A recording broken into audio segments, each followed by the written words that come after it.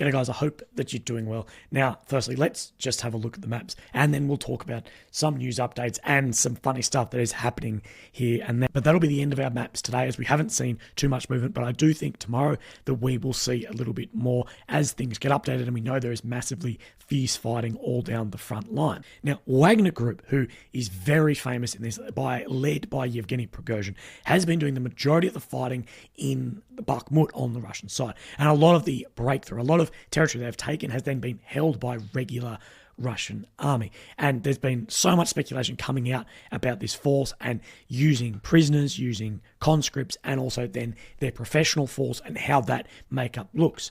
Now, he's released this video where he talks about upcoming Ukrainian spring offensives and the ground drying up and how these become favorable conditions for armed vehicles. So I'll have to cut this up, but there's just some little bits and pieces in this that I think are very interesting.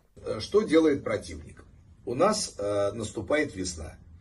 Почва сохнет, ветер дует, температура плюс 15-18 градусов, и поэтому все располагает к тому, чтобы можно было на тяжелой технике кататься, начать по полям. Украинцы получили большое количество, очень большое количество натовской различной техники, различные бронированные. Уточнимся попозже, но порядка удар вероятный, который они постараются нанести, они постараются выйти на территорию Белгорода, под Белгород, для того, чтобы Белгород стал хорошей разменной картой для давления на Бахмуте. Значит, чуть поподробнее о Бахмуте, а после этого можно еще более подробно.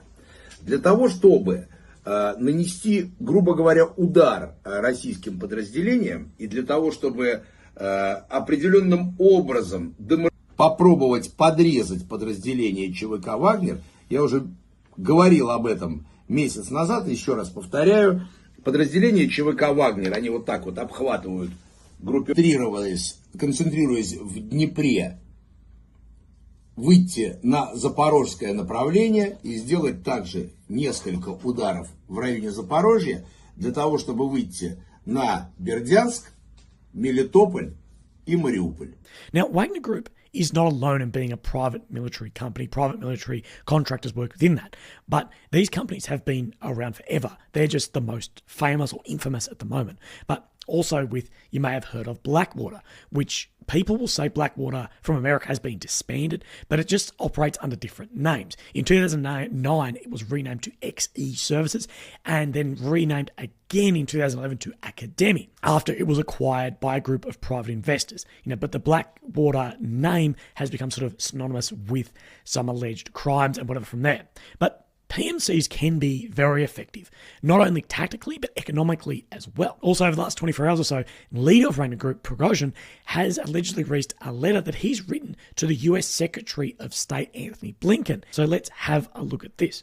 So, dear Mr. Secretary, we see today taking advantage of appropriation of the Wagner PMC with Ukrainian matters. The administration of the United States and other countries actively trying to reshape the African pie and impose sanctions on anyone who opposes you in this. However, I want to draw your attention to the fact that the long-term attempts of the United States and its satellites to restore order and ensure security in Africa have not bore any fruit. That we know that there has been American troops and also PMCs which come from all around the world, including America as well, have been working in Africa. And they work in many places. They work in Syria, Africa, they work in Afghanistan, massively in Iraq. This is where a lot of people know Blackwater from, was Iraq, as well as a lot working currently in Southeast Asia. And I'll talk about that in a little bit.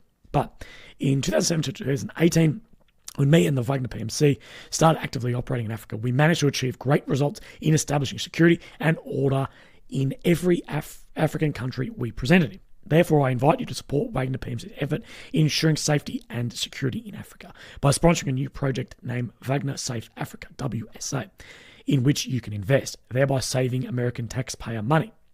We're doing this way more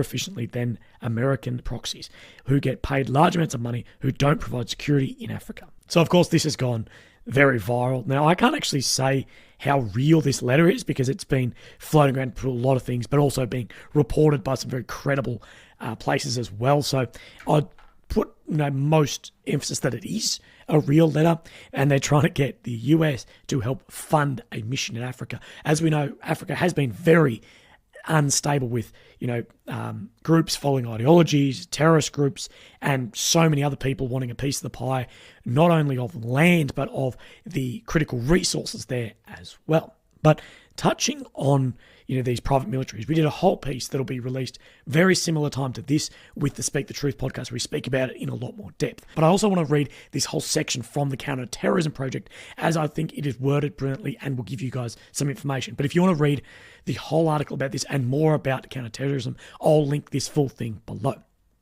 But it's called The Rise of Private Militaries. Private force has several benefits for those who employ them. For one, it is far cheaper to rent a heavily armed, battle-hardened mercenary group for a few weeks than it is to maintain a comparable standing army. For example, the Nigerian military apparatus, who fought Boko Haram for years, but solicited the service of several PMCs to bolster capability and secure the country's elections in 2015. So to have a military, you need professional soldiers. They need to be paid a salary. You need to buy vehicles. You need to do all this. You need rank structure. You need so much to actually have a standing army in a country. It is a massive deal, and it is our biggest spending expense through most countries in the world is their military and military industrial complex. But if you have like this, where you have an election, you could hire all of that for one thing. It's like, I cannot afford a beach house, but I can rent one for the weekend or maybe the week. Now, a further benefit is that mercenaries who die in battle do not potentially impact national politics like fallen soldiers. Indeed, killed mercenaries often go unnoticed and unreported. Now, if you die in like the Australian Army, you of course will be on the news. There'll be your name on a military memorial somewhere, all this. But if you were a private, well, they use mercenaries, but if you're a private military contractor, it's not going to be anywhere near the same degree. Now, additionally, PMCs can be hard to trace, granting the employing state or organisation plausible deniability. This is something that all governments love. Russia especially is plausible deniability. We've seen this with chemical weapons, significantly ones with chlorine used in Syria, that there is a degree of plausible deniability. Now, a prime example is Wagner Group. While the Kremlin denies ties to Wagner, investigative journalist reports reveal how close the two are interlinked. Wagner mercenaries train at Russian bases, are flown on Russian military planes, and are airlifted to Russian hospitals if necessary. Indeed, the Wagner Group seems to act primarily as a Russian proxy, granting President Putin a degree of plausible deniability. PMCs are not only employed by states, but also companies, NGOs, and individuals. A typical example involves mining operations guarded by mercenaries employed by a multinational corporation. Thus, the battlefields of today can be confusing and unpredictable. Private force can be used against extremist groups as well as for their benefit. Thus far, the United Nations has abstained from employing PMCs for peacekeeping missions. But with challenges in recruiting sufficiently qualified peacekeeping forces and in a tight funding environment, PMCs may be one stopgap option. However, private force often comes with complications, as PMCs thrive in the chaos they help create. So since conflicts means business, thus they have little commercial incentive to actually contribute to ending conflicts and are rarely employed to do so.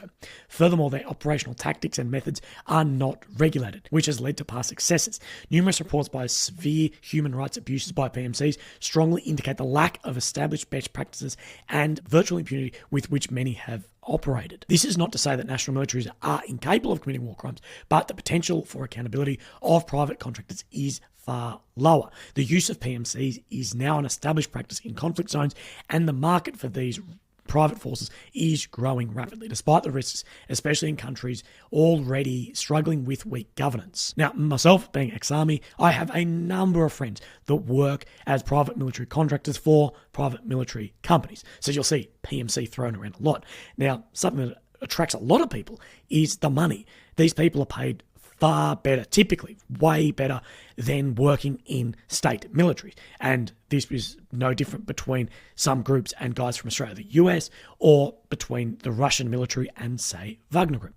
And also they deploy on operations. And these operations typically are a lot different to what we're seeing Wagner Group do and what we see in Russia. A lot of these are, you see things like base security or transport security through a region. But something that really navigates a lot is these PMCs don't belong to a state and can be hired by not only states or some agencies, but also by private people. So say there was a hostage situation and someone was, in trouble. Say my girlfriend was a hostage, and Australia, America, we won't negotiate with terrorists. We're not going to drop a bag of money off. But if I was bloody rich, I might be able to hire someone to do that and actually negotiate there or do it. So these rise of private militaries is going to be more and more as war continues to get a lot more confusing. And the reason it's getting a lot more confusing and out there online is because of bloody smartphones and things being filmed and posted. I often say that what America did especially in Iraq, or the coalition, would never get away with it these days because it would be not investigated years on or even decades on some things. It would have been investigated at that time within 10 seconds. It would have been posted online and gone viral. So using PMCs is going to become more and more relevant. But we talk about that a lot on the Speak the Truth as well. But today, that's all I've got for you guys. So look after yourselves, and I'll continue with an update on the maps tomorrow. Okay, cheers. Bye-bye.